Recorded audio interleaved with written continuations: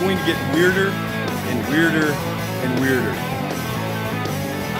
Welcome to the show that the fact checkers warned you about.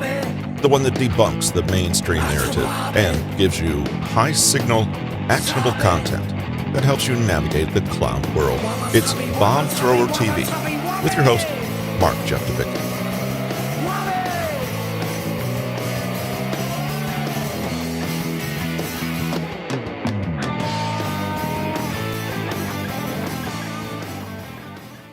Hey everybody, welcome back to Bombthrower TV. I've got my first ever repeat guest here on BTTV. That's Joe Allen, who was on last summer. Or when did Dark Aeon come out?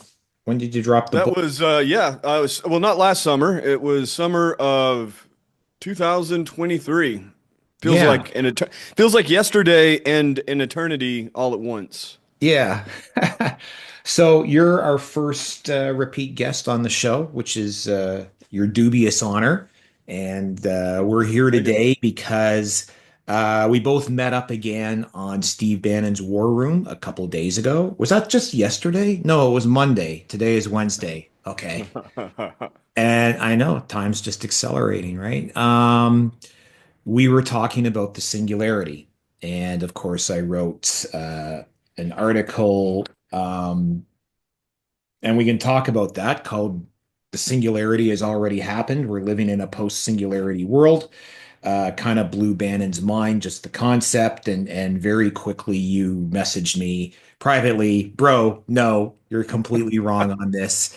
I think some people are expecting this to be a debate. We've talked offline. This isn't a debate. This is more of a conversation. I think we'll start there though, because uh, obviously what the normal and the variations are, there's a lot of variations, but the normal definition of a singularity, I guess, by any rational um, definition, we're not there. We're not living in a post-singularity world. It's, as you say, it's where everything sort of goes completely vertical. I suppose when I think back on it, what I'm trying to articulate, what I was trying to explain would be more uh, apt to be called an event horizon. But even that, like, in a black hole, there's the event horizon. Once you cross the event horizon, there's no going back, and the singularity is at the middle of that black hole, the center of it, and you're falling towards that gravitational singularity. But even that, I find, is kind of a bad, or it doesn't capture what I was trying to get across. Because to your point, you said, Mark, the invention of the wheel was crossing the event horizon. Electricity, telephones, telegraph, all of that was an event horizon. Every technological advancement was driving us forward. What I'm trying to capture is this whole idea of accelerating acceleration.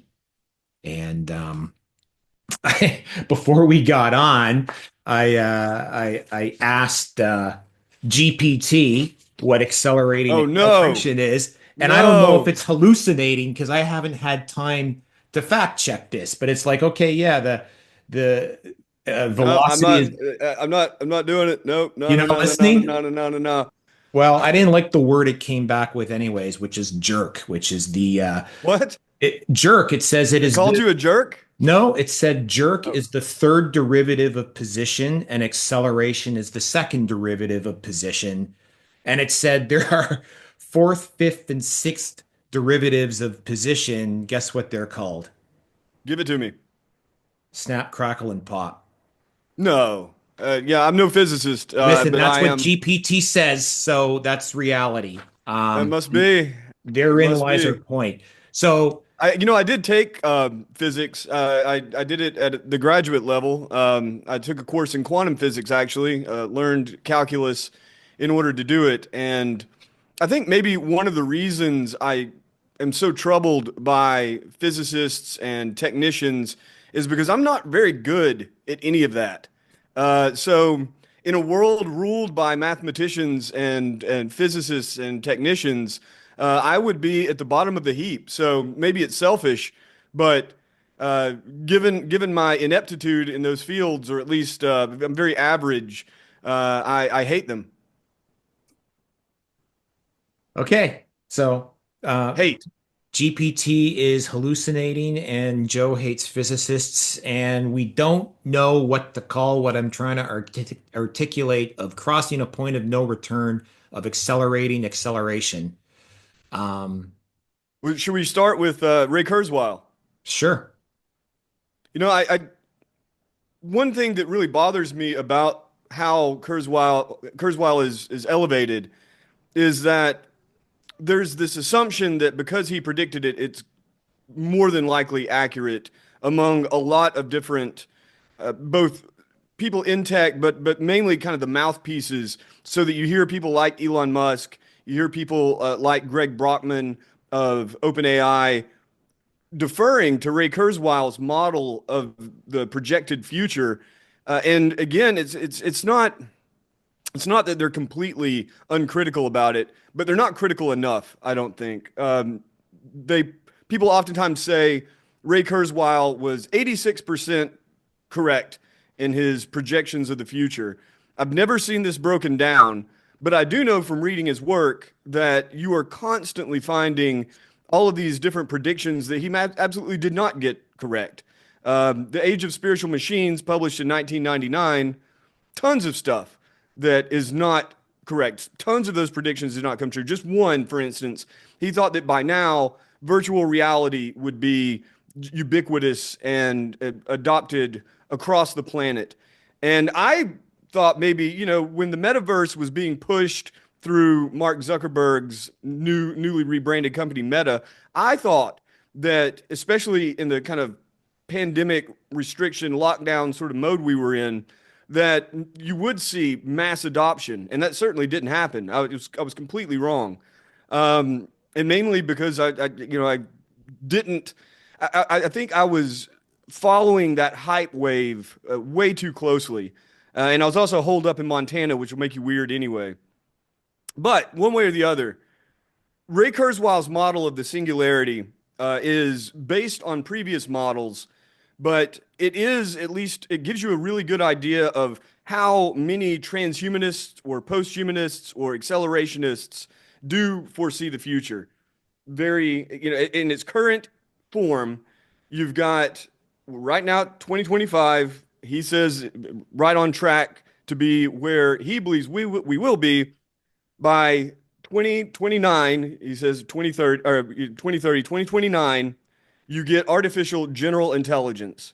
So right now we have all of these artificial narrow intelligence systems that can do specific tasks. They are becoming more and more general. Multimodal models are a kind of step in the direction of general intelligence, but it's still very, very narrow. So ChatGPT processes language. The newest iteration of GPT is, again, more general, or one of the newer iterations, oh 04, or is it 4.0?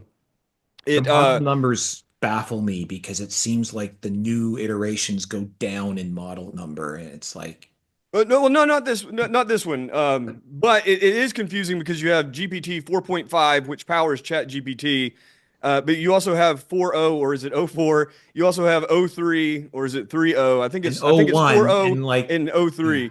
yeah. So yeah, it is kind of confusing. All this is to say that these narrow systems are still restricted to certain domains for the most part. And what he anticipates, and many others, is that by 2029, 2030, you're going to get artificial general intelligence. That just simply means a system that is much more flexible and can operate across multiple domains, perhaps all domains of human intelligence, including at least what will appear to be emotion, and all of these different reasoning faculties that really artificial intelligence, as it's called now, doesn't have. So you get artificial general intelligence. Some define general intelligence as being as good as any human being on the planet at anything a human being can think about or do or reason through. That would also, though, mean it's de facto super intelligent or superhuman because no human being can think that fast. No human being can rake through that much data. No human being will have that breadth of capability. So it's de facto superhuman artificial general intelligence 2029. Then, because of the creation and adoption of this technology, coupled with human beings forming a direct interface with artificial intelligence through either non-invasive forms or, as Kurzweil envisions it, invasive forms. You've got Elon Musk with Neuralink, which is pretty brutal. You know, you're drilling a hole in the skull and putting electrodes into the brain. Kurzweil has an even more bizarre notion of how this will happen. He has long said it will be nanotechnology that does it. And so you'll have nanobots, small processors, billions of them, injected into the bloodstream. Somehow you've got to get through the blood brain barrier into the brain. He, again, waves a magic wand, says we will. And then you'll flood the brain with all of these sensors so that you have then a direct connection between basically the whole brain and any AI system that exists in the cloud. You basically have an antenna for a head, and you are channeling this. And as this becomes more and more widely adopted, 8.5 billion people on the planet, give or take now, that collective intelligence coupled with the training of artificial intelligence will begin to you'll start that upward curve towards that event horizon, moving into a near vertical exponential advancement in intelligence and an intelligence explosion, that being the singularity. This is that point at which Kurzweil envisions by 2045 we will be millions or billions of times smart. AI, or the collective of all of this AI, will be millions or billions of times smarter than human beings are now. And by the end of the century, trillions of times smarter, right? So basically, we kind of become small g gods because we've linked ourselves to the machine, but these swarms of intelligence become either a pantheon of gods, or if they form a singleton, if they actually start operating in harmony or are subsumed under one ultimate intelligence, big G God. Kurzweil is famously said long ago, he was asked, do you believe in God? Do you believe God exists? And he said, no, not yet. And and that's the future as he sees it. The singularity will be massive intelligence explosions by way of digital technology and brain computer interfaces, creating God in essence. And then we will swarm out across the solar system, the galaxy, into other galaxies, converting everything in our path, this bizarre new human machine hybrid, or just machines at this point, because the human has been dissolved and discarded, and converting everything in the solar system and the galaxy into computronium. Basically, the entire universe will become a big computer. This is his dream. I do not subscribe to this dream. I should be very clear. But that's what he's talking about with the singularity. Have you ever read Werner Ving's Fire in the Deep? I have not, but maybe it's a good segue into the original forms of the singularity as it was envisioned by Vinci. But no, I haven't. Does he deal with that in that book? People have recommended it. I'll just insert a quick comparison, and then you can pick that thread up. In the book, archaeologists, future archaeologists, a couple million years out, they're excavating a computer bank they find on a foreign planet. That's archaeology in those days, and they unleash a super intelligent light that starts rippling across the galaxy and the universe itself, consuming entire galaxies, right? Yeah. And so the rest of the galaxies, and you get these distant empires that no one had ever heard of from other galaxies saying we must unite against the plague or the bots or whatever they are. And that sounds like Kurzweil wants us to be the blight that goes Yeah. out and consumes the entire galaxy. I have more I can say on that, but go on with your thread on the What singularities. converting everything in the solar system and the galaxy and the universe into computronium definitely has that fungal infection sort of It's feel the to it, doesn't Borg. it? It's like you will be assimilated, right? Yeah, and Kurzweil insists that because humans created AI and because we've merged with it and we've uploaded our personalities into it and all of this, that it will in essence still be human. So he doesn't see himself as a post-humanist or a full like the long distance transhumanist. Uh, these definitions, even the singularity itself is, they're very, very slippery. You can end up in all sorts of little side quests trying to figure out what they really mean. But yeah, he And believes that this is ultimately like the cosmos becoming man. and Uh, people think that we're like people like Kurzweil, and who that's escaping me the Fermi's paradox. They believe we are mhm. the only sentient life in the universe right now, anyway. So we're doing the universe a favor by animating this dead, floating, useless matter into humanity. Yeah, I think even that assumption alone. I mean, I'm not a big UFO guy, but the assumption that the entire cosmos, you've got trillions of galaxies full of trillions of stars, or at least billions of stars, some of them trillions, and many, many planets around them. It seems very, very, very, very, it seems like a lot of wasted real estate if you're. Yeah. But I think, not only there's something inherent in Kurzweil and a number of the transhumanists that I've read and studied their work. The atheism is so dramatic that it includes extraterrestrials, right? Not only do they look out to the cosmos and see no God present and no spirit within human beings, but they also, for whatever reason, have a kind of many of them anyway, a block in regards to the possibility of other life out there. It's just like there's this inherent deadness to It's their view of the cosmos. It's not just out there, Joe. It's in here too, because they're all radical material reductionists. So they all believe that our minds and our brains our minds are just something our brains gas off, right?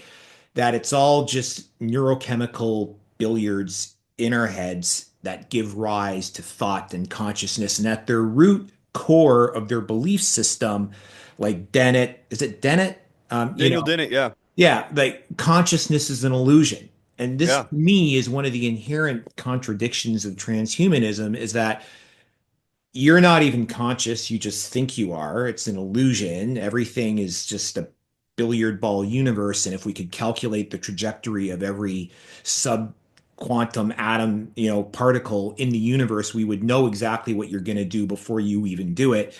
So your consciousness is an illusion. It's all just reflex on one level or another. But we're going to take that consciousness and we're going to upload it into the cloud and you'll live forever, even though you're not really conscious and you're technically not even really alive because it's all an illusion.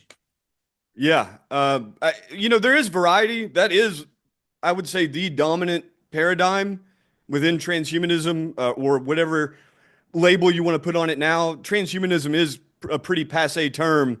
I oftentimes joke that I wrote the last book about transhumanism because it's so out of date, and it really, to be honest, it already was then, but it it does, I think, at least capture the broad whole of the descendants of transhumanism, the effective altruists, the effective accelerationists, the optimalists and biohackers, all of these different branches that are really at the forefront of this thought now.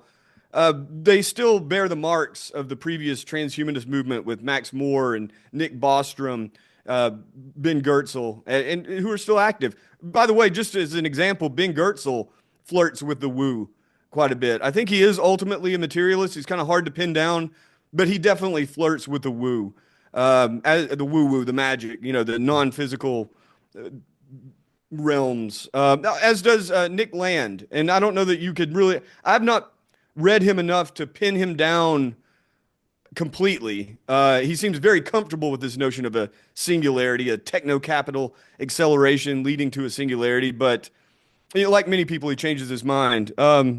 At any rate, just for the audience's edification, if you can take a little bit more singularity talk, Ray Kurzweil put the stamp on the singularity really with his book, The Singularity is Near 2005. He'd been speaking in those terms for some time, but if I recall correctly, even in the Age of Spiritual Machines, 1999, if he does mention the singularity, it's certainly not a central focus. At that point, he's talking about something like that, but that's not the metaphor he uses, that metaphor of the black hole. That does come from Werner Vinge, according to one person who knew John von Neumann, the physicist and computer science pioneer, World War II and after. John von Neumann reportedly said that humanity is heading towards a singularity. And so it's sometime in the 50s, around the same time the artificial intelligence is coined, he is attributed, the first use of the term is attributed to him. And after him, you have others who hint at it. So I.J. Good, writing in the 60s, if I'm not mistaken, talked about ultra intelligent machines. And he also described a kind of singularity. Like once you have an ultra intelligent machine, that it would basically be humanity's last invention, because then the machine will basically do all the inventing for us and we're just along for the ride, which has the same feel. But the singularity really became part of the kind of techno optimist and techno utopian transhumanist lexicon with a paper that was delivered by Werner Vinge, the sci-fi writer you just mentioned, to NASA scientists and various aerospace scientists, called The Coming Technological Singularity in 1993. And in that, Werner Vinge presents the metaphor of the black hole, right? The mathematical concept of approaching zero, but never quite reaching it, and just, the exponential increase up and up and up. And he took that metaphor, though, of the black hole. Once you get to the event horizon, not even light can escape, so you can't see into it. You have no idea what's going to happen. He applied it to technology, looking at the transhuman sort of direction in which he believed it would go. And he outlined in his original concept of the singularity 4 possible paths. Of those 4, it could be a combination of them. But the first is that you have an artificial intelligence system that is superhuman in intelligence. And so it becomes the driver of the singularity. And so we can't imagine what would happen as normal human beings, because we just simply aren't intelligent enough to do so, is the idea.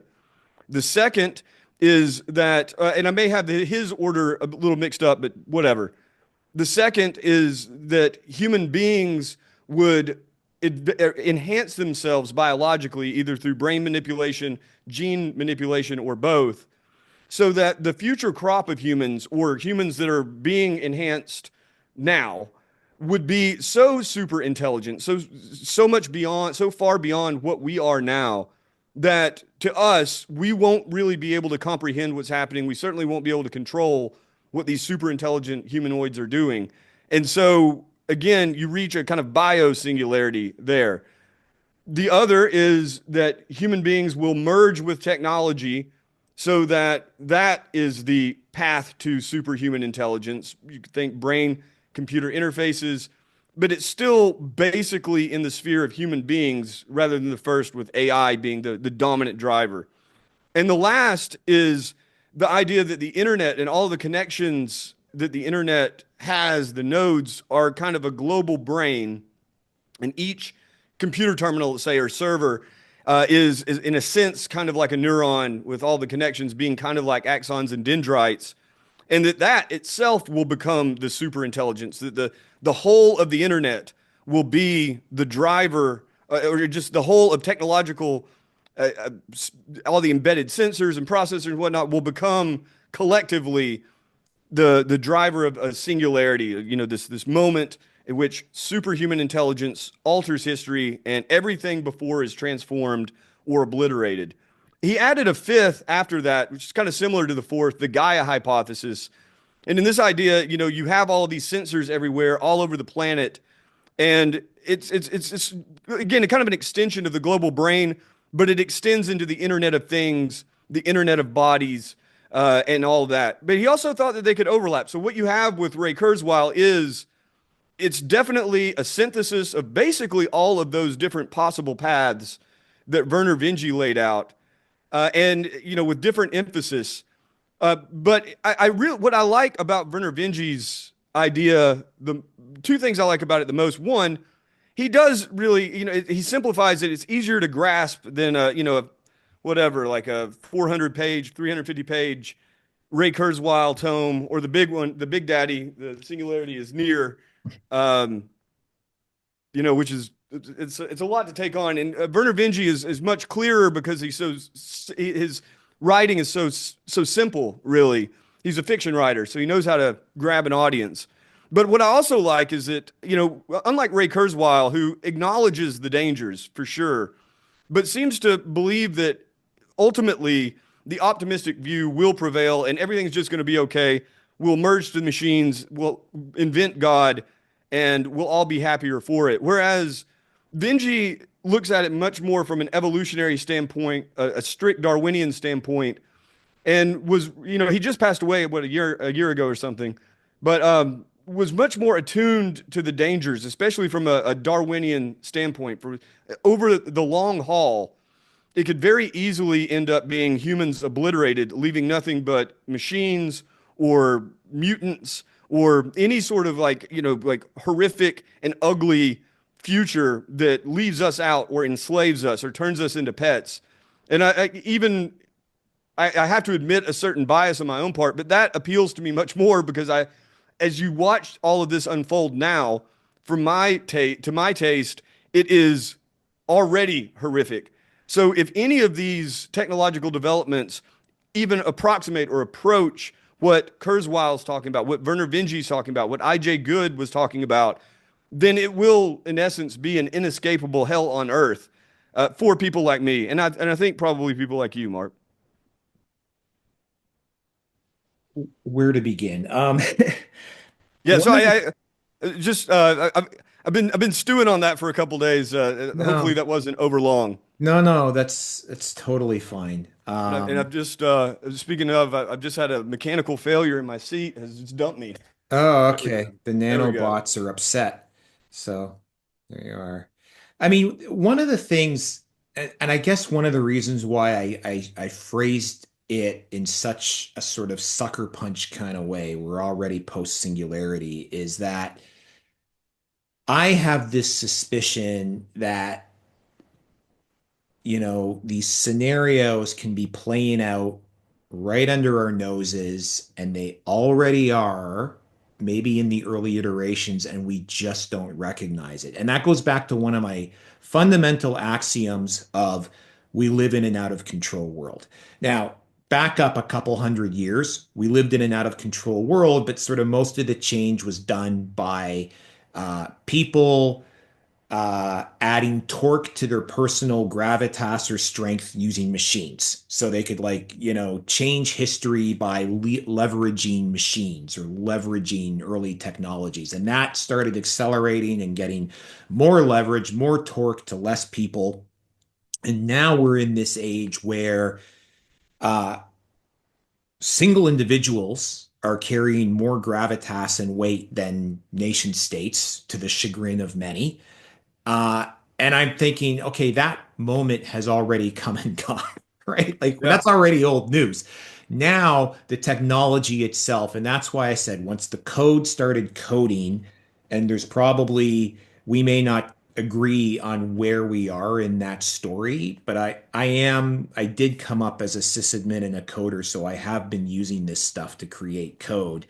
And Oh, Mark, no, stop. it's true. Sorry to say. Um,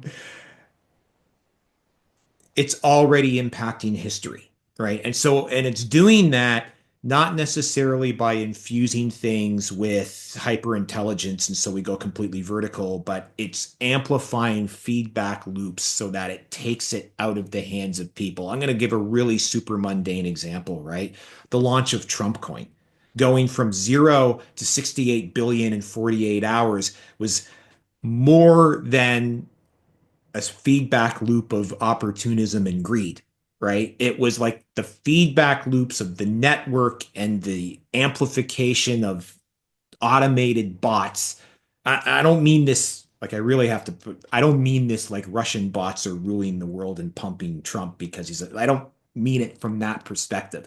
I mean it from the we've created this infrastructure and this architecture that has its own momentum, its own dynamics, its own speed, and it's faster than our human brains already.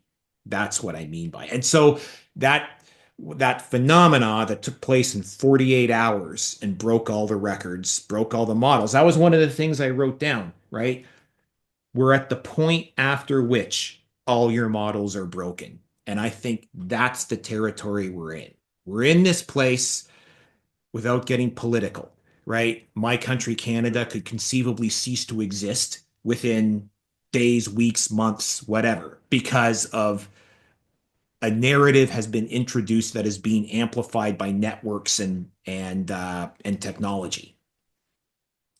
So that's what I've been trying to articulate without bringing it back to a debate of whether we're there or not. But just some of the things you were talking about is like, yeah, that's kind of what we're in, and people aren't really recognizing it.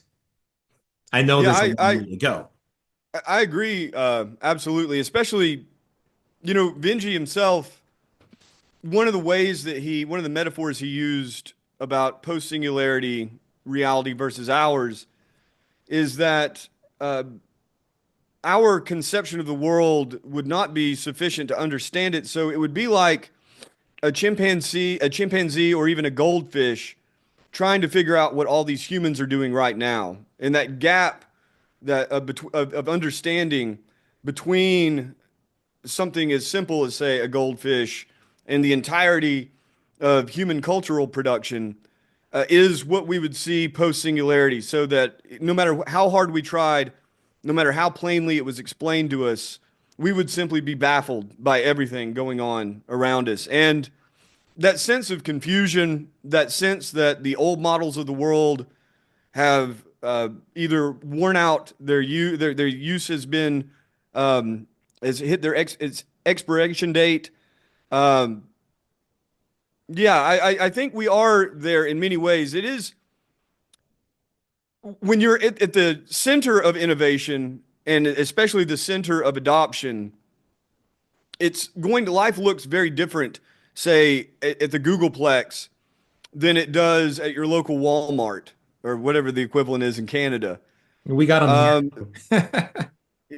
Everything about it. I mean, yes, there are just distinctively human things happening that everybody can relate to, but ultimately, like what's happening at Google, it would be baffling. Maybe not the gap of a chimpanzee to a human, but certainly the gap between, say, a British colonist and a Native American, and that gap is growing. We already see that today. Like we Yeah, already, that's what I'm saying. Yeah, yeah. I agree with you that we already have like that gap exists and is growing. Maybe not to singularity levels of dramatic rent in reality, but pretty close, I suppose, or at least it's comparable. Yeah, I mean, there are more, and I think that's there are more and more people today that feel like the goldfish, right, in the Googleplex. Um, I my wife was talking to someone yesterday. I won't say who it was. She's trying to help her, an elderly person. We're trying to help her out with some online banking thing. Really routine for you and me. Call ends. Uh, Mm, didn't She didn't realize she didn't ring off the call, and my wife could hear her like sobbing, like why can't I do this? Right? It's like, okay, mm. called her, come over, sit down, and it's like this is a person who lives in the city, right? Not We're not talking about a person who lives in like some mining camp in or whatever, like an igloo in Nunavut. It's like a person living in the city of Toronto is so overwhelmed by what we find routine, and that sort of blast radius of just, and I think about my parents. Like my dad was born in 1918. He's no longer with us. My mom was born in 1930, right? And so just when I was trying to explain to my dad before he died, and even my mom, what was going on with some of the stuff in this world, like he just couldn't wrap his head around it. He was like, okay, you've got this. It sounds good. Good luck, Um, my mom was really worried, before in her final years. She's like, I really don't know what kind of life you're going to have, what kind of life your daughter's going to have. This like really scares me. I gave her a copy of Matt Ridley's Rational Optimist, which gave her some comfort. She said, do you really believe all this? I said, yeah, Mom, I believe it all. He's bang on. And she's like, at least took some peace out of that. But that I mean, I've called it in the past the great bifurcation, right? And I think increasingly, like I feel more and more often nowadays, like I feel not overwhelmed, overtaken by technology. I complain about Right. this all the time. It's like I feel I'm supposed to be immersed in this. This shit is all moving faster than I can keep up with, and I don't know what to do about it.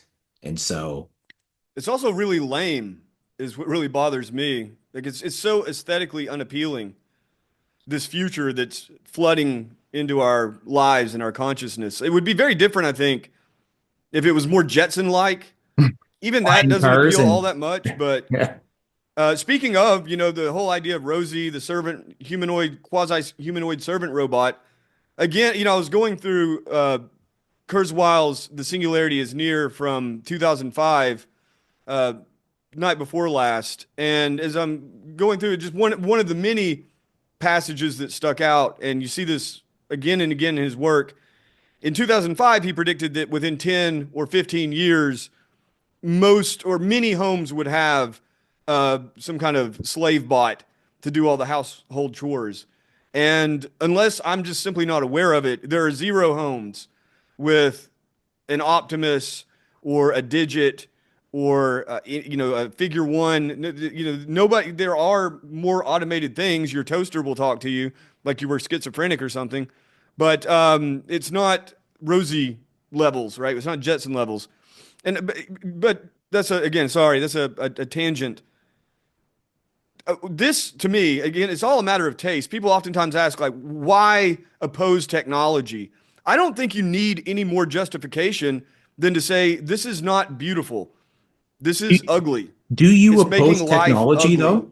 Do you actually oppose technology, or do you oppose the Hmm. mindset that imbues the directional trajectory of technology? Like everyone, including transhumanists who are super adopters of anything that comes along, it's just a matter of picking and choosing, like which technology, and then given that technology, what level of it. Do you have a flip? Do you have a landline? Do you have a flip phone? Do you have a smartphone? These sorts of things. Do you not have a phone? And you just go across the entire spectrum of technology, and everyone is going to have a somewhat unique palette that they want to adopt. A lot of it's pushed on us, but that is how it is, and I think that that's natural, and I think that's fine. As for me, I am absolutely on that, not quite Ted Kaczynski, but definitely Neil Postman end of the anti-tech perspective, that I think that the downsides outweigh the upsides for me and most people that I know more, right? You take just the existence of Google. Pretty cool. I've used it plenty. It especially in its heyday was extremely useful for coming across human produced information that helped me along the way. And I learned a great deal from it. It really speeds up the process and makes possible research that wasn't before. At the same time, I was trained academically in the early 2000s, and I spent a lot of time in libraries, still do when I can. And I think that it is a superior mode of research than Google. There's not as much instant gratification. And now with the new Google, Google as it stands in 2025, it sucks so bad anyway that it's kind of hard to defend it. But you go into a library and you can feel the vastness of the knowledge there, to me, in a way that you don't by logging on and searching through tons of web pages on the internet. And it also, in the same way that a dictionary, a bound dictionary, opens up all these possibilities to kind of browse beyond what you were looking for. Mhm. You know what I mean? And an encyclopedia does that ever more, and a bookshelf does that even more. So that the way that you're learning, you pick up oftentimes with these crazy coincidences, bits of very Hmm. useful information or whole books Yeah. that you don't really do that going through Amazon. You don't do that going through. I don't anyway, and most people that I know don't. In fact, people who tell me about their great multitasking skills and their great research abilities due to the internet usually have a very narrow attention span. You're talking to them and they're maybe doing a little of that social media research while you're talking to them, and they don't. There's kind of a Dunning-Kruger effect going on there. They don't really perform as well as they think. Maybe I don't, but I just all this. Sorry for going so long and waxing so poetic, I guess, on libraries, but I No, I've do think. actually, there's a, sorry to interrupt. I mean, Yep. Gary Lockman, I do a couple of his audio books and had a couple of talks with him. He calls it the angel of the library, right? Mm, And there's something, and actually Nassim Taleb called it the anti-library, right? Where someone sort of looked at all his books and said, like, have you read all these? And he kind of looked at him and he said, his internal monologue was, you're an idiot. It's not about the ones I've read. It's about the ones I haven't read, you know? yeah. And I love it. I mean, I'm surrounded by books. This whole house is infused with books, and there's just a certain, there is that. Like when I'm doing deep research, I might go on Amazon and order a stack of books, but I got a stack of books, not even on Kindle. And then I don't know if you ever read the piece I sent over to you, but I had the most monumental synchronicity of my life took place in a library of just, picking a random book off the shelf that was a complete bang on dead hit with the biblical passage that I wrote in an essay the day before, you know, defies all mathematical odds. Uh, Yeah. but you could do that on Google. It could happen in 3 seconds because the algos know that you put that in your essay yesterday. But this was in 1992. It didn't. There was nothing like that then. So, Yeah, I think that doing away with libraries, which we haven't done completely, but it's happening more and more. You go to libraries, they're basically just homeless encampments that are mm, warm, that smell like homeless encampments. Dude's talking on a fucking phone. Anyway, there's not as much care and love put into public or university libraries as should be, and students, not enough bright students are being trained to use that resource it's certainly not as I don't know what the actual percentage is. I can only see what I see, and you can look at the statistics. How many students use digital technology versus pen and paper? And they're all over the map, but the majority use digital technology now.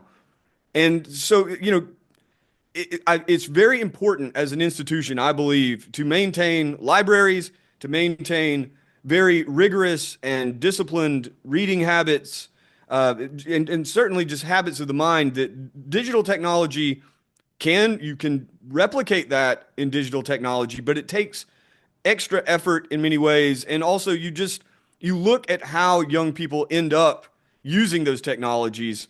Just give you one more example. In the early 2000s, I remember the first laptops being used to take notes. And I always sat in the back of the lecture hall, still always sit in the back of the room. And there were very few people using them, but the ones that were using laptops to take notes, most of them were going back and forth to like Facebook at the time or something like that, right? And it was, it's clear that this multitasking, this conviction that you're good at multitasking, I knew those people. I knew how scattered their thoughts were. So it wasn't working. Fast forward to when I did my graduate studies, 2015, when I started it's called me a late bloomer. But in 2015, most students had laptops, or at least if it wasn't the majority, it was very close. And they were doing the same thing. Like, yes, they would be taking notes. They kind of automatically writing down whatever they were hearing. And I'm sure they went back and looked over them, and I'm sure it all worked out. But almost all of them, they'd be shopping, they'd be on whatever social media platform, just be, dicking around. And I don't think that allowing that into the classroom was a good idea. I think it would have been better to stick with pen and paper, and at a certain level, when a student has proven a degree of discipline, then start to introduce the digital with warnings as to what it does. That does happen. A really good professor will do that, or a really good elementary or middle school teacher or high school teacher will do that. They are doing that right now. You have huge movements to go completely non-digital in classrooms. Australia as a whole has done this, including, I believe now it's illegal to have anyone 16 or under, something to that effect, on social media. Hmm. So even if Australia is kind of tilting towards an authoritarian state in ways that I'm not comfortable, that is ultimately a positive move, I think. You have Jonathan Haidt pushing this like a cell phone free youth movement that a lot of people are signing on to. So people talk about this inevitability. I don't think so. I think that there's plenty of human pushback against this. And I think that those students, it'll be very clear within 5 or 10 years when you have a chance to do an actual meta analysis of what's happening. It'll be very clear that those students that had a digital free childhood, they may lack certain skills of Google, digital literacy skills, or maybe they won't. But what they will have, I believe, is much more disciplined habits. They will have clearer minds. They will probably have fewer hangups. They probably won't be addicted to porn. They probably won't be addicted to dopamine, at least not at the same rates as those who were just flooded with it from their childhood. So, all this is to say, Mark, we need more libraries. We need more pen and paper. We need more digital free or cell phone free childhoods. And yes, these new modes can exist side by side with the old modes. But to the extent that that happens, you can't let the new mode destroy the old mode entirely. I think that's going to be extremely important going into the future. This redundancy that older models of living, older life ways, planting a garden, agriculture, hunting, hiking, or walking around a city rather than Ubering around a city, or learning a city with a map, or just by direct experience rather than being a kind of a worker drone with a cell phone basically attached to your head, guiding you where you're going. Those older ways will always be useful, especially when there's any failure in the more complex elements of a society or a system. So yeah, I'm not a Luddite totally yet. I don't want to go and smash up the machines, or I won't. But I think that the reason that impulse is there, that Luddite impulse, is because people can see how degrading these technologies have been on social life, on interior mental life, on morality, and on spiritual life and spiritual perception. So, yeah, I think we're going to make it. Enough of us will make it, but it's going to take work and it's going to take resistance. My daughter, her class, her generation was the last one that learned cursive writing. Like they said, you're the last grade. We're not teaching this after you guys anymore. So, um, and that was to me, I was kind of like, that's a signpost right there. That's kind of like a demarcation point. And one of our biggest regrets as parents was giving her a smartphone at the point when we did. And then what happened, like COVID hit like the next year. And so she spent like, you know, the next 2 years practically at home, on Zoom, on her phone. I will say she seems to have turned out just fine. Like she's in university now, good head on her shoulders, well adjusted. But well, a lot of times, I mean, we've spent as parents so much time saying, like, put down the phone, get out, do something in the real world, do something with your physical body, you know. It's And the Australian thing, at the time, I was like, this is really draconian, but uh, I've gone from there to now I have a post-it right there written in Sharpie that says social media turns you into a retard. Because I catch myself on there too often. You see me shit posting on Twitter and stuff like that. It's like, what am I doing here? Like, why am I on here complaining about Mark Carney and the liberals when, I have multiple businesses to run and I can talk to interesting people instead and I can do this and read a book. And why am I wasting it on social media getting sucked into this dopamine factory? Yeah, I was hired by Bannon. It's almost 4 years ago now, and one of the first things that he told me, one of the first things he asked in our conversations, was, "Are you on Signal?" And I was on a flip phone, right? So I'm like, okay, I'm gonna have to upgrade the technology to kind of work within this media sphere, this fast-paced sphere. And so fired up an old smartphone from my rigging days that, became in many ways my workspace. Yeah. And then soon after, hey, okay, post this. You got to post this on your social media. And I'm like, I don't have social media. He's like, you don't have social media. Like, what? You can't function media today without social media, And I'm like, yeah, yeah, okay. So start up the various social media accounts, and it was like I hated it, and I still do, but it has over the course of these 4 years definitely like I don't like it when I'm approaching it to log on, but once you're there, you start in that scroll. That groove has definitely been worn in my brain, and I Oh my definitely, even God. if it feels bad, like I will get those dopamine hits of like little novel bits of information. On that note of social media, it's going to be a real challenge going forward. Like I see the utility of social media, especially for mass mobilization. Hmm. It really began, I think, with the Democrats, and you could see its culmination with Barack Obama, but it really hit with Trump in 2016. By 2020, it's just faded in the background. It's not even novel. It's just what you do to Hmm. get to your constituency, to judge your constituency, right? And take that data and figure out where they're at so you can genuinely meet them there or cynically manipulate them, one or the other.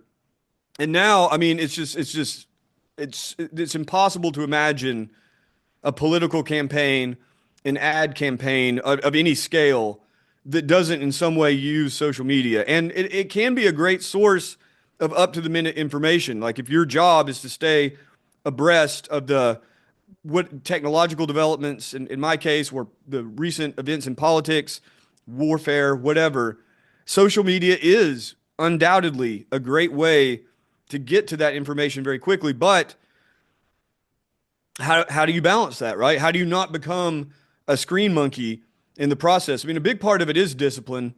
Another part of it, though, I really think that the value of slow thinking and real, like really working through something in a manner that a book encourages, or even a lecture or some sort of like something that just is paced at a very different rate than constantly going through all these different social media accounts or clicking back and forth across your browser tabs, and getting these little nuggets of information that are in many ways overwhelming that contemplative part of the mind. Again, they can exist at the same time, but they're less likely to. And the only way they can exist at the same time is if you, as an adult, have that discipline, like you're talking about. You force yourself to remain human, basically. But more importantly, children. I think it's going to be so critical going forward not to basically feed kids digital slop in the same way that, like, I don't know about your household, but in my household we ate way too much cereal. Like breakfast cereals, the junk. We ate way too much canned food, mainly because my grandparents, like to them, these were all miracles of technology, right? That was radical abundance. McDonald's was radical abundance, Yeah. and all these sorts of things because they grew up poor as hell.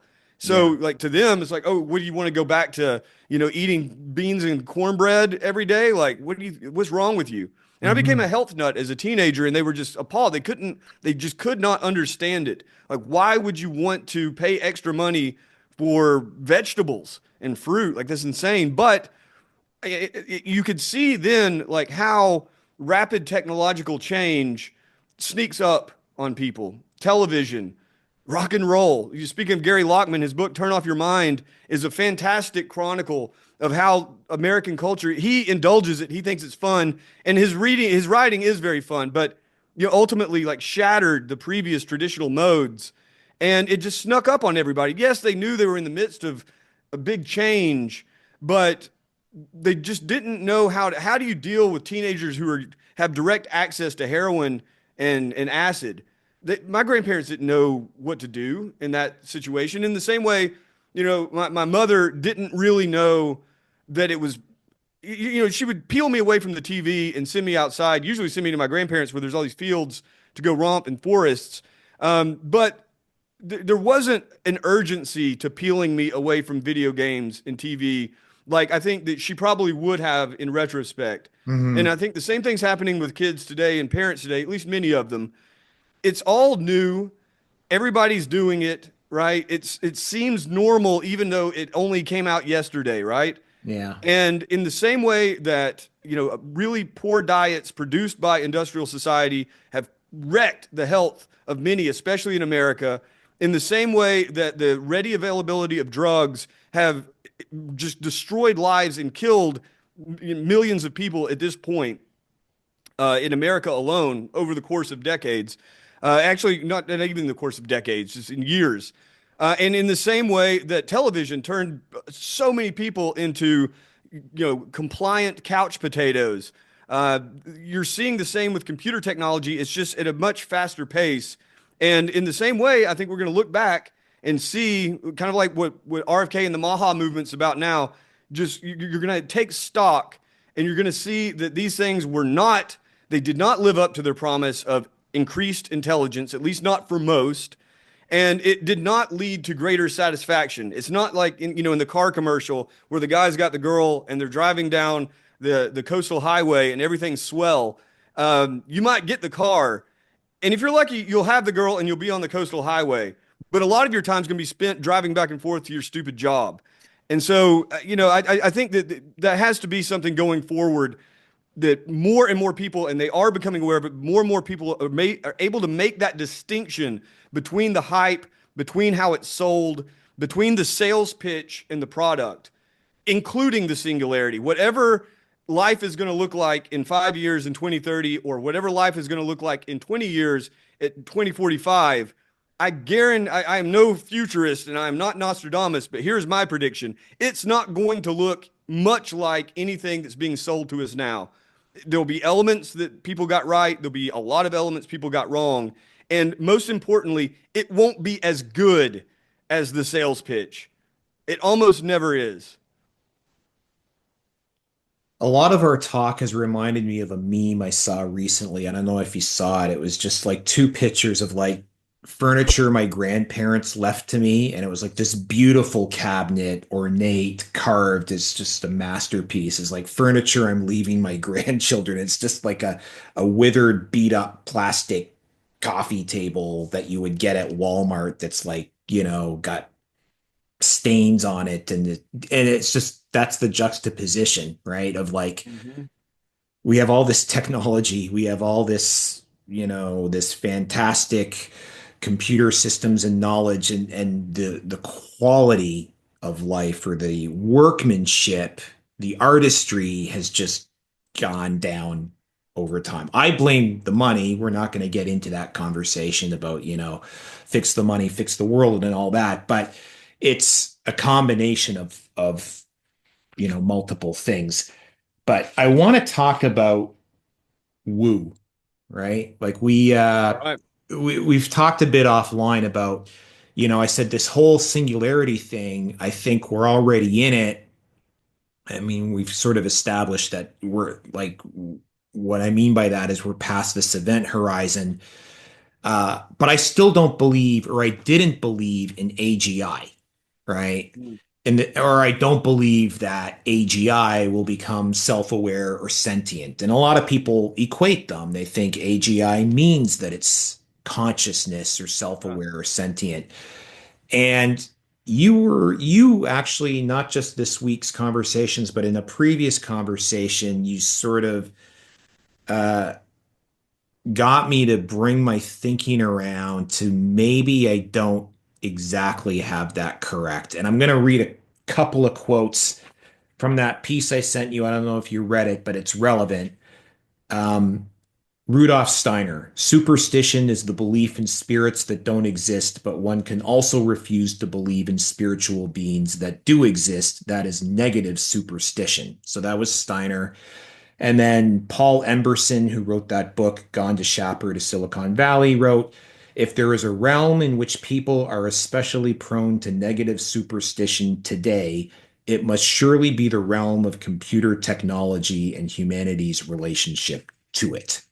So, By the way, I really appreciate that recommendation. I realized you had recommended it to me maybe a year ago, and I never got it. I mhm. did couldn't find a physical copy that wasn't $350, but I found the PDF. Okay. Just reading the opening of it, that statement, and a bit of the rest, it's going to be great. Yeah, I really appreciate that recommendation. Repeat the title for I will mangle it, but Yeah. repeat the title for the listener because I really think that if you can find it on Scribed. Um, Okay. People will, I think, really get a lot out of it. So it's by Paul Emberson, who was an say the word. Anthroposophist. Thank you. Who studied Rudolf Steiner, and his book was called From Gonda Shapper to Silicon Valley.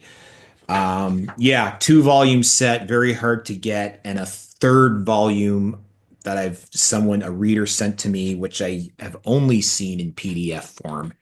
Um, and he basically tracks the arc of binary technology from a mystery school in Gandhishapur in what is now Persia in, the 5th century, all the way up through Francis Bacon, who he credits with, or accuses, depending on the context, with creating duality, right? And its culmination in binary code in Silicon Valley and the computerized revolution today. And so I'll briefly throw in, not doing any justice to this at all, but amongst Rudolf Steiner and Emberson, and who's that guy who writes the Present Age magazine? What the hell is his name? The Crime of 869, I call it. So at the papal conclave in 869, when the human entity was determined to no longer be a trinity, right? Body, mind, and spirit, but a duality, Mm. was a kind of like grand swindle of humanity, that has robbed us of our true birthright ever since. And that plays in with the duality of binary code and computation, and that my idea that this is all radical material reductionism run wild may not be correct. This may be infused with something, some woo from the other side of all this, the other side of physicality could actually be impelling this and could be pushing this forward. And we've talked a little bit about this offline, so I thought I would bring it in here. Doxing me. You're woo doxing me. Sorry. No, Are you I've been comfortable? outed elsewhere. It's okay. And I've outed myself. If you read pretty much any piece of writing that I have that touches on religion, there are little breadcrumbs of that leads to in the direction of what I believe, to the extent that I have hard beliefs on the other side. Uh, yeah, I am a woo believer, as it were. I believe in the woo. I've seen it, and once you've seen it, there's what are you going to do? You can reduce it mathematically to chance. You can reduce it to illusions created by the brain. Okay, I don't. I'm not going to. I think that a big part of faith is not having the proof. A big part of faith is simply taking the plunge and saying, I believe this, whether it be God or an afterlife or a mind apart from the brain. There is evidence, but not enough, I don't think, to prove any of that. Some would say that you can prove the existence of God through the anthropic principle, the fine tuning of the universe for human existence. But there are arguments against it, which in the great egghead world of mathematicians and nerds, who I hate, as I told you earlier, you've got the multiverse, right? So that the fine tuning is just the result. It's a one in a bazillion chance that the universe would end up this way. Well, if there are bazillions of other universes, then here we are in the one. Yeah, okay, fine, but that's not what I believe, not even remotely close. And I like these things as mind games, but they are ultimately mind games, and they do little to edify a person. They do little to encourage greater moral reasoning and greater moral action, and they do nothing to satisfy that longing for the divine, for God, and all of the divine hierarchies descending. And nor does it do a whole lot of favors for someone who is plagued by lower demonic spirits, for lack of a better word. And I believe, as a human being, need some orientation to the world beyond, which traditional religion provides, as do more heterodox and unorthodox systems. But it gives you an anchoring in a world that you kind of, I think most people innately sense that they belong to, but we're alienated from, or at least distant from now. And the iconography is a way of getting your mind back there, directing your consciousness back there, and also bleeding into your life, so that whether it be textual iconography like a holy text, right, a holy book, or just visual iconography that because you know the story of the saint, or you know the story of Christ, or any other religious tradition of sufficient sublimity, which my Christian readers and listeners, I think, get very angry at me. They think I'm some kind of relativist. Oftentimes, I'm accused of being an atheist, which I guess I don't do enough to dispel. But I am not an atheist, nor have I been, other than periods of teenage rebellion, which I don't think counts, but maybe. Um, but I'm not a pure relativist either. I think some religious systems get humanity closer to that other realm and the more sublime aspects and elements of that other realm than others. I don't want to go through my own personal ranking of this, but just to give an example, in Christianity, there is this gentleness in the Sermon on the Mount and this self-sacrifice in the symbol and the act of crucifixion that is not necessarily present in the same way in other traditions. The closest you get to the Sermon on the Mount is the Dhammapada of the Buddhists. It's just a series of statements by the Buddha that reflect every bit the same kind of gentleness that Jesus preached on the Sermon on the Mount, and also in a shorter form, the Sermon on the Plain. Interestingly enough, there's also a lot of similar analogies and metaphors, such as when Jesus talks about, be like the birds of the air, who, do not toil. I'm going to mangle the passage, but basically to not cling to your material life and wealth, that God will take care of you just as he does the birds. Buddhism, it doesn't really have that same sort of concept of God, which is very interesting. But in the Dhammapada, you have basically all the same sort of ethical commandments that Jesus puts forward. And I think that that's why, in and around many the Buddhist temples that I've been around and the Buddhists that I've been around, even though there's so many differences between Christians and them, they still inhabit and kind of project a similar sort of benevolence. Not all, right? And not all Christians do. But I do think that there's a direct connection there, and it's something that's just inherently and intrinsically good. Compare that with a Wahhabi Muslim, right? An extremist fundamentalist Muslim who is intent on killing basically in the name of their faith. And there's a lot more balls to Muhammad's mission than there is to the Buddha's. And it's a different element. Or if you take like the Thuggee cults and the various cults of Kali in India, it's interesting. I've been to temples, Kali temples, and I have known Hindus just in passing who believe that Kali is an appropriate image of the divine.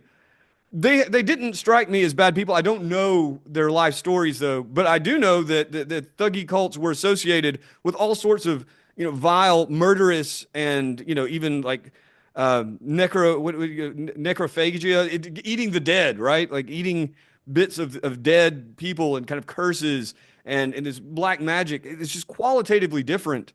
Anyway, that's probably about enough of the woo from me.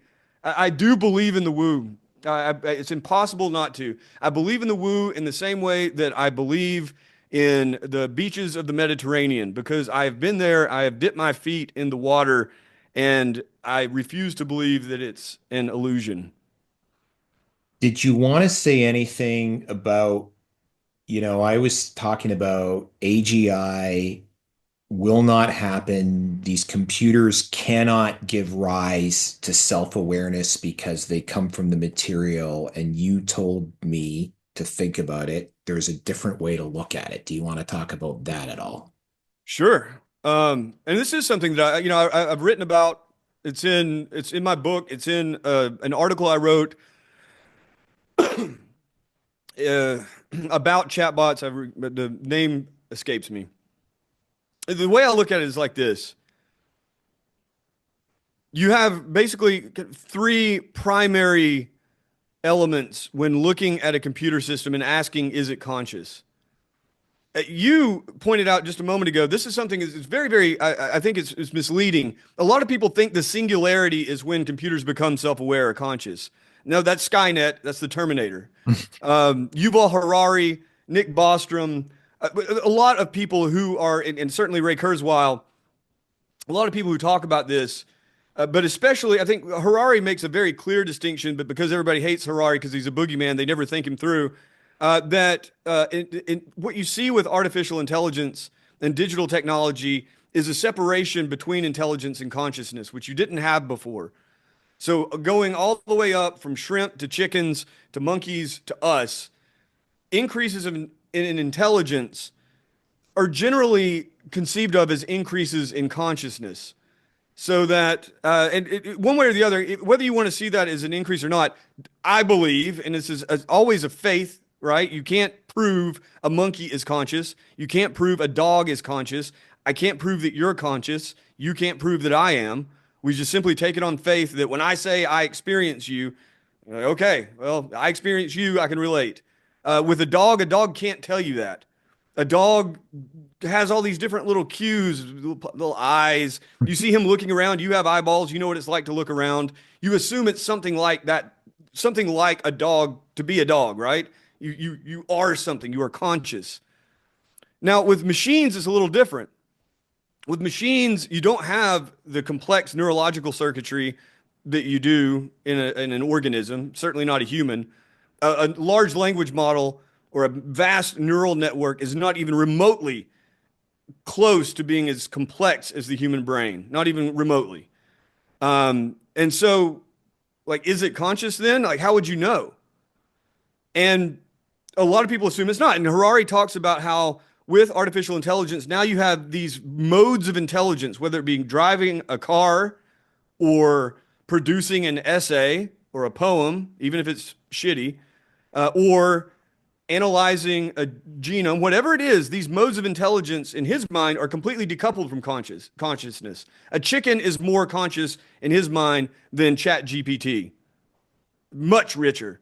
And also Harari, and people don't ever want to listen to him because they've been psyoped into thinking that he is somehow more evil than Elon Musk. He talks about how the value of the consciousness of a chicken is much greater than that of a machine, right? Or the existence even of a machine. And so like the cruelty with which we treat animals, stuffing them into factory farms, just basically treating them as if they were robots, even though most people know they're not, they do experience. That is horrific. And the more we value intelligence than consciousness, the more that will take place.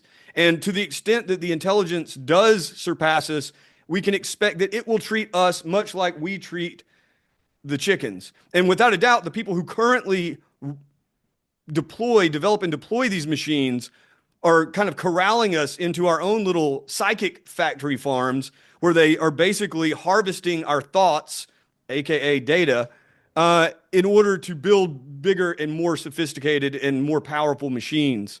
So, this is a long way of getting back to artificial general intelligence and consciousness. I hope that preface was helpful. If not, it was helpful to get me here.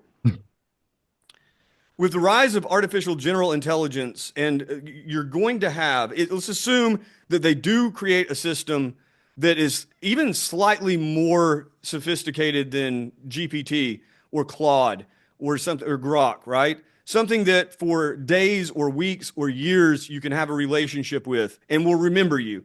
Right now, that window, that context window is pretty small, right? It can do something. You can ask ChatGPT something over the course of a couple of hours.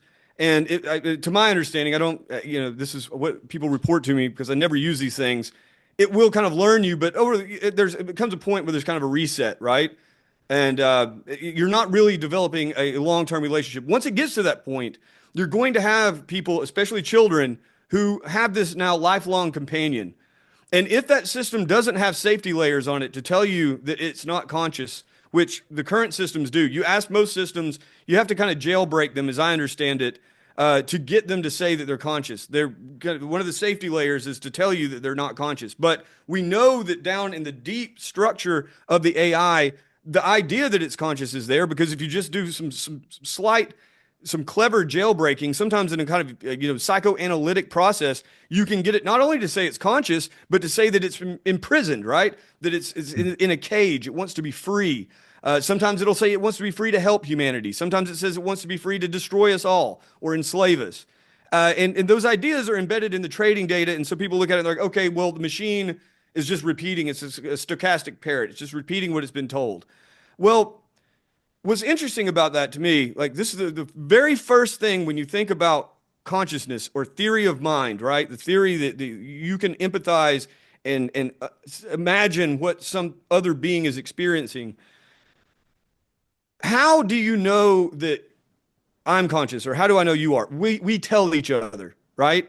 That's one of the ways we can confirm. Hey, Mark, are you awake? Do you experience me? Yes, I do. Okay, if I take your word, then I know you're conscious. A dog, you can't tell you it's conscious. You have to infer the dog is conscious. And if you're not like some kind of mind-blind autist, or just a monster in general, in my mind, there are ways to infer that this dog is experiencing something, but he's not going to be able to tell you that. With a machine, what's really strange about it is that in its current form, where it's just like text coming at you, or maybe some kind of like clunky avatar, you can ask the machine, are you conscious? And if there aren't the safety layers there, or you've blown past them, it will tell you that it is. Same proof that I have that you're conscious. You don't know that it's conscious or not. Usually people have some kind of theological reason to believe that it's not conscious. God doesn't give souls to machines. Or they'll have some sort of argument from complexity. The machine isn't complex enough to have consciousness. Or some kind of argument from substance that only brains can be conscious, not machines. Whatever it is. But the basic confirmation is there. The machine tells you it's conscious. It does things that conscious humans do. And as it becomes more sophisticated, it's going to be harder and harder to deny it's conscious. You're going to have other grounds to deny it's conscious. So that brings me to the second point of the complexity, right? You've got David Chalmers, who is he's a materialist, but he has enough woo in him that he believes that most matter is conscious, that consciousness is the other side of matter. Panpsychism, as it's known. Ray Kurzweil believes much the same. He's a proto-panpsychist. No need to get into all that fine distinction.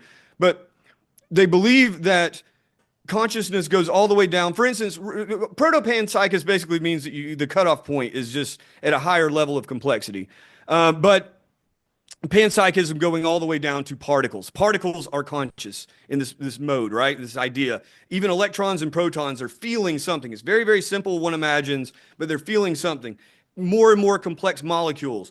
organic substance. All of our cells, all of it is conscious. And we are riding on top of the sea of consciousness because we are at the pinnacle of our neurological functioning, which is the brain being the most complex object in the known universe, the human brain, the known universe, material universe, the human brain. And so the assumption is that we're more conscious because of that complexity. But if you go all the way down the line to particles and maybe quarks, depending on where you cut it off, it's conscious all the way down, and we just have a refined consciousness. And so the idea there is that the way you would know whether a computer was conscious is by one of the ways is by looking at the number of connections and the complexity of the network.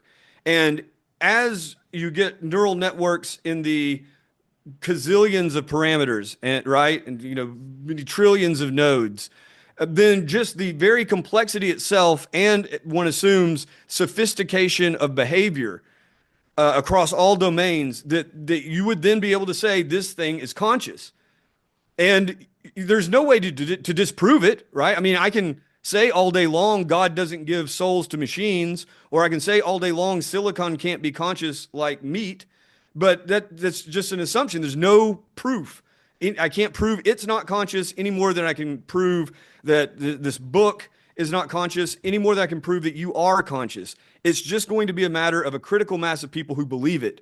And I believe that as they become more sophisticated and as people become more and more entwined with their machines, not all people, just enough of them, that they are going to sense that there is a spirit on the other side of that interface. And especially as humanoid robotics or any other kind of robotics, whether it's like teddy bears or whatever, that the kind of all those buttons that get pushed in the brain when you see a dog yelp in pain, or all those buttons that get pushed in the brain when you see a baby cry or smile, right? It can't tell you it's conscious, but you assume it is. It's going to be there. The machines will push all those buttons either with visuals, visual cues, kind of even tone.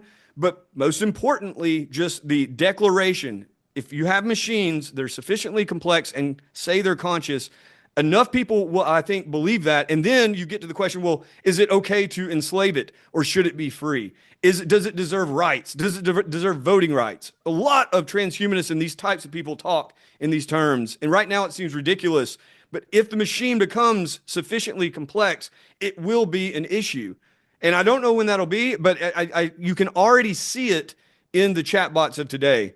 So the third, right? The first is just simply, that there are buttons in your brain that get pushed in order to empathize and have a theory of mind and see something as conscious. It doesn't prove it's conscious. It doesn't prove it's not conscious. It just means your brain or your mind is hardwired to look for consciousness and agency.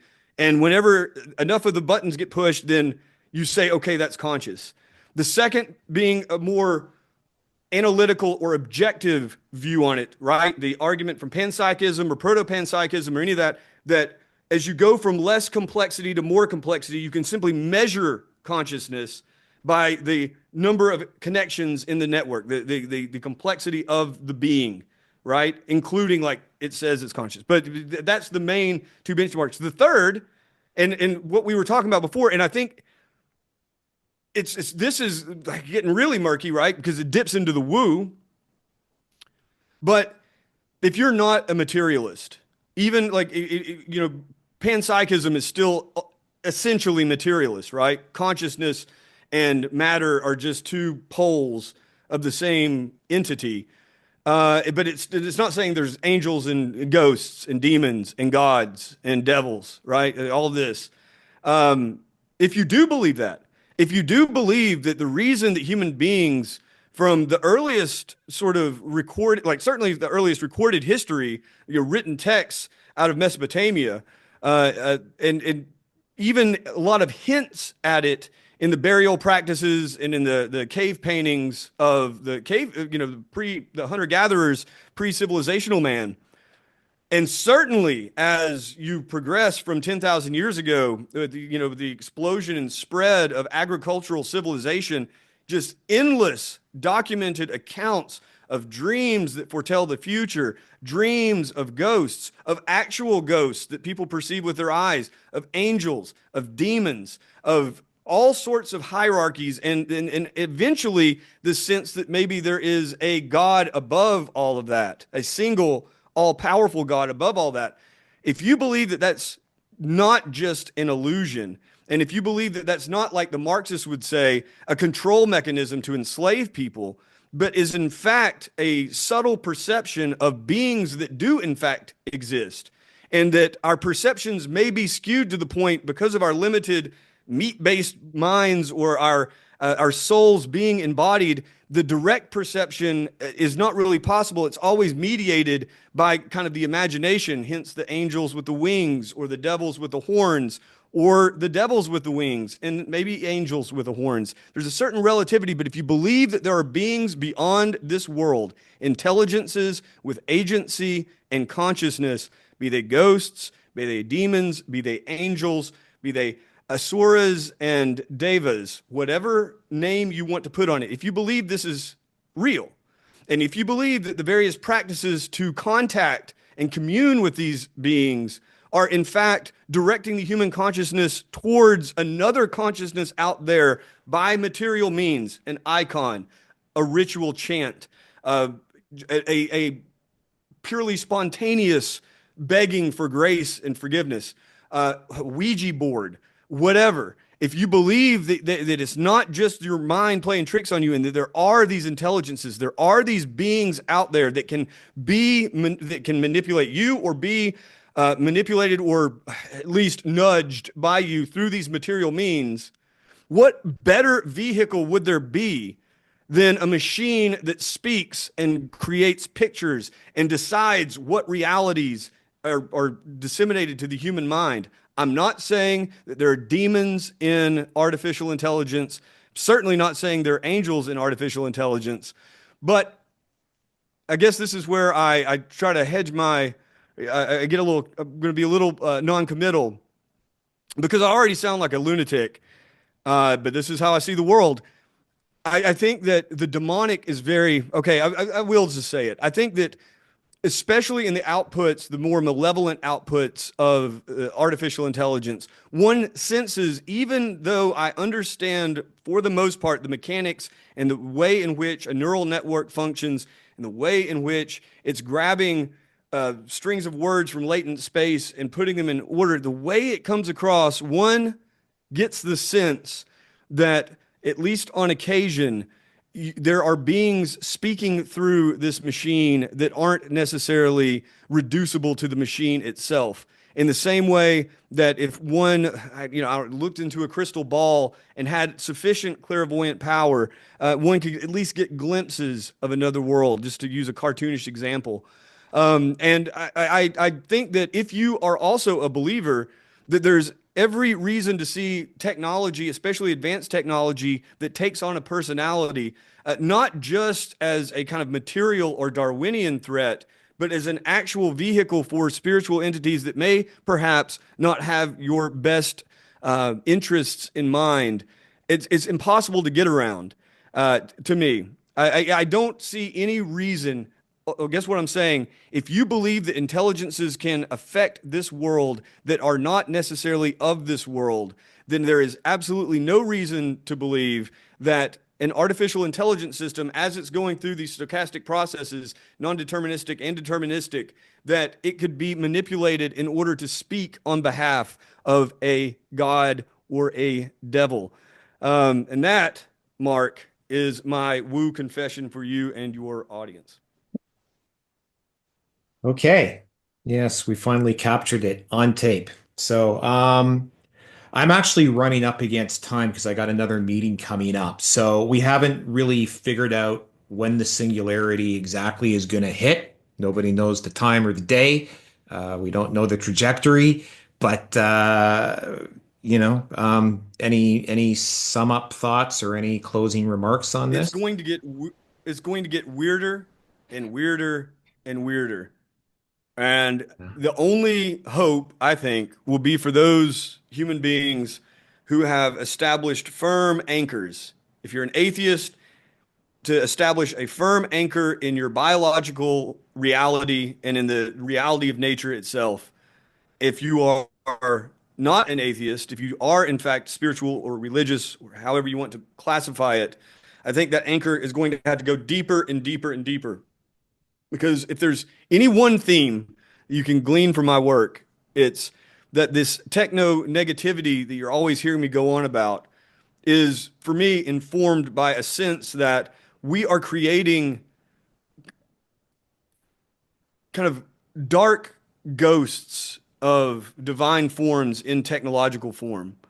And I'm not saying it's all going to be bad and evil. I am saying that the final effect is to materialize what should be sublime and spiritual. And so as this unfolds, I think a certain degree of humor has to go along with it, maybe even gallows humor. And a certain degree, everything must be taken with a grain of salt, especially anything that I say. But what we are witnessing looks a lot more like the book of Revelation than it does Genesis. I can't think of a better thing to leave off on than that. How do people follow your stuff, Joe? You can find my soul trapped in silicon at joebot.xyz.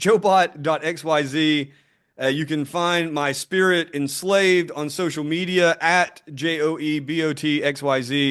And of course, if you are interested in taking the deep dive into my book, Dark Aeon, Transhumanism and the War Against Humanity, you can find it at my site, signed copies, joebot.xyz, or at darkaeon, AEON, .xyz. And there it is. And Mark, I appreciate it. I don't know why you would want to suffer through my rants, but thanks for dragging me out of the woo closet.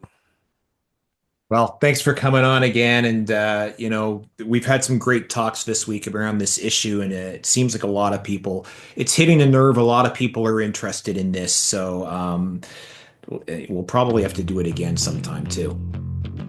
Yeah, absolutely. Third time. Third, is that a double repeat? Anyhow. Yeah. But no, it's always great talking with you, brother, and I'm glad that you're almost as crazy as I am. Maybe crazier. I don't know. Probably. We're probably crazy in different ways. So.